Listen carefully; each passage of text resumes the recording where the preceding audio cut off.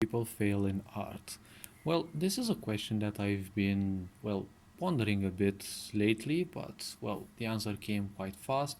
And, the reason why many people fail in arts in all its forms is mainly because they are putting limitations on it, okay?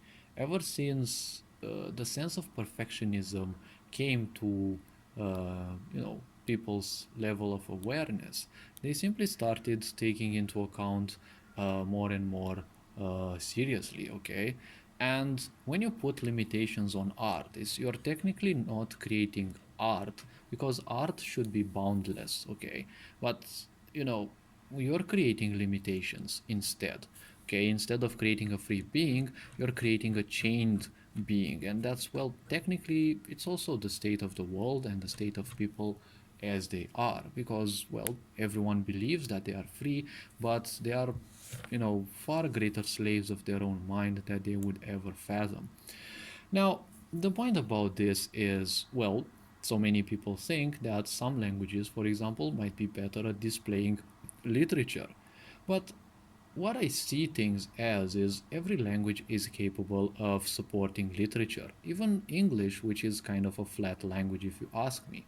Now, of course, um, English is very limited in the sense of words that portray, metaphysical things, right? You only have a few words like consciousness compared to, let's say, other languages, okay? Asians usually tend to have broader terms, right? Like, for example, the Hindu culture, right? Or Japanese people, right? But the Japanese language is a highly conceptual language, which makes it uh, much more difficult to simply translate from. And when it comes to literature, okay, literature is always considered this way or that way, okay? It can't simply be. And you have people arguing that, anime, for example, is not literature or is not even art. Anything that is created from nothing, okay, from just an idea, is a form of art. That's how you have architecture, right? You have some resources which you turn into something else, right? It is a form of art. In literature, you have some ideas which you turn into a, let's say, palpable end, okay, which is, technically it's not palpable, right? It is written on something that you can touch, right? A book, papers, or, let's say in digital format, you can't touch it, but you can still view it, right? But, literature is more, um, how to put it, it's more intimate. Yes, it's more intimate, okay? Because intimacy means when something or someone gets to know you better or trigger you better than anything else, right? Because you might have people you stay close to them, right? If you're in a house where, you know, you only have one room, you'll probably sleep with your spouse and your child in the same bed, but you're not getting intimate because, intimacy is always based on the inside, right? When someone gets to know you better than you know yourself and can give you help on details and things you probably haven't even thought of, right?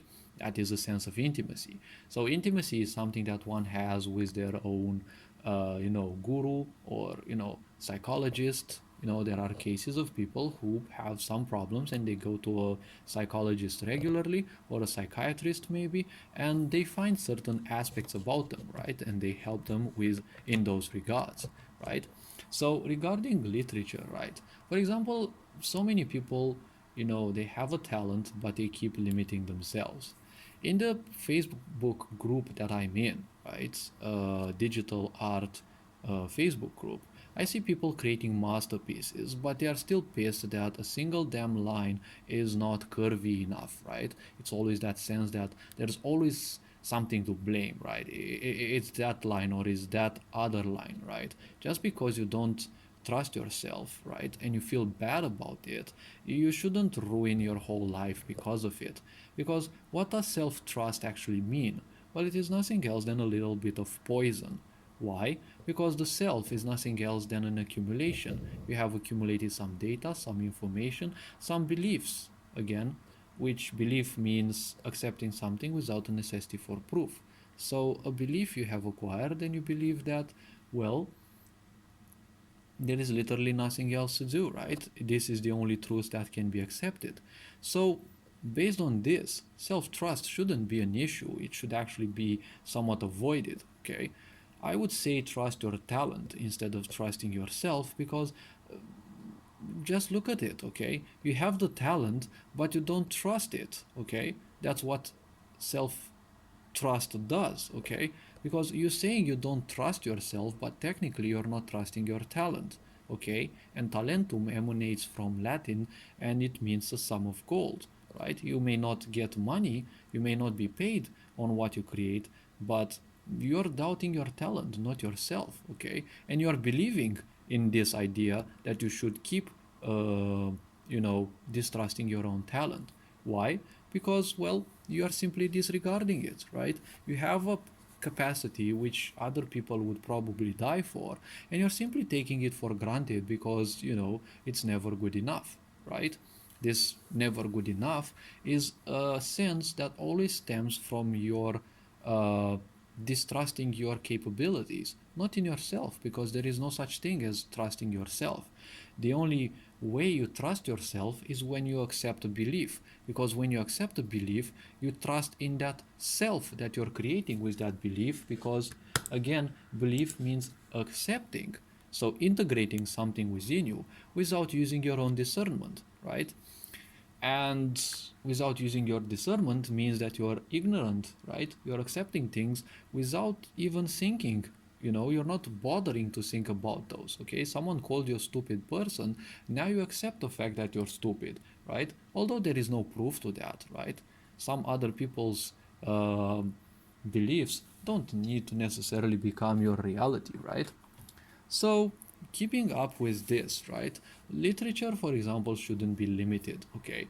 Some languages might be better, they might have more expressive words, but the right mind can make, a very lengthy, you know, can always make a very lengthy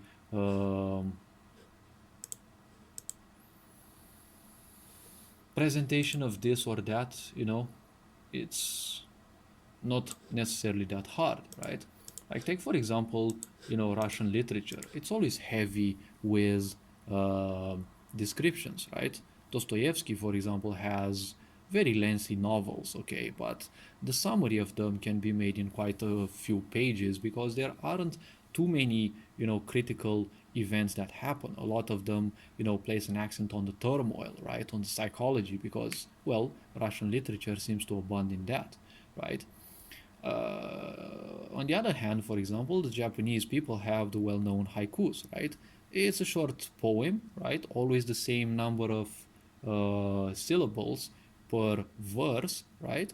And well, they only have one strophe, if I remember correctly, but still they can put the whole world into those. It is very short, yes, but being capable of putting a whole sense into a single strophe, well, that's a way of putting it, okay?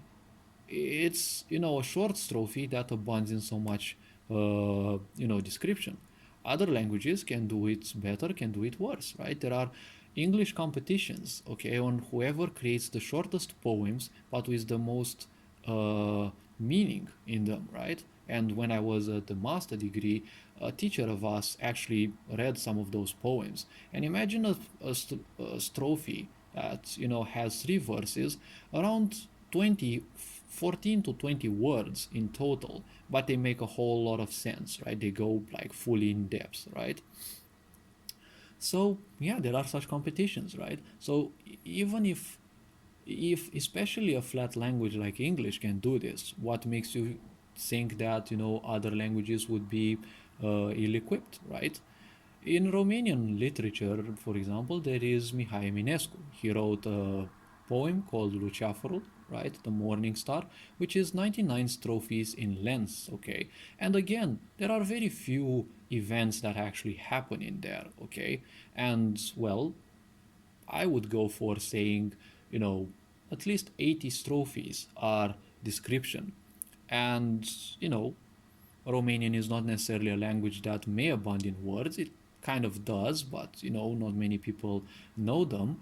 But again, any language can be used for you know literary descriptions, right? And that can be done through literature, right? Or you can also do it through other things. You can do it, for example, through animes or cartoons. You can make that through video games, right? Because they also include a sense of description, right? But so long as people keep limiting and doubting their own talents and abilities, they will always debilitate themselves, right? Because that's what debilitate means, right? You are doubting own ability, okay? You're a hindrance to your own self, right? Instead of freely flying and allowing literature to be as is, you're always finding a culprit in your own head. It's always that line, it's always the rubber that is not good enough and leaves certain marks. All these oppressions that you went through in your life, they are just, you know, limiting you. They are always making you focus on trying to heal those, but you're never interested in healing those patterns. So you'll always say that there is something wrong with you. It's much easier to find a culprit. So, yeah, this is just an introspective video. It doesn't necessarily dive too much, but it's just a simple idea explained, right? Uh, After all, there are so many people who suffer from this, and you just have to understand that art shouldn't be limited. The moment you put a limitation on art, that's just a limitation, okay? And well, technically, just an imitation of art at the same time, because art has to be boundless, okay? But of course, everyone nowadays starts with the snowflake syndrome, and people start saying, well, you shouldn't be painting breasts because it's shameful and God might, I don't know, punish you. You shouldn't be doing this, you shouldn't be doing that, art shouldn't be like this, community guidelines that never belong to the community but to a few fuckers who control literally everything. So all this being said, hopefully this gave you some in-depth ideas, made you think a bit on why you think things are going bad for you. All this being said, take care, you are loved and appreciated. Ferenc Power signing out.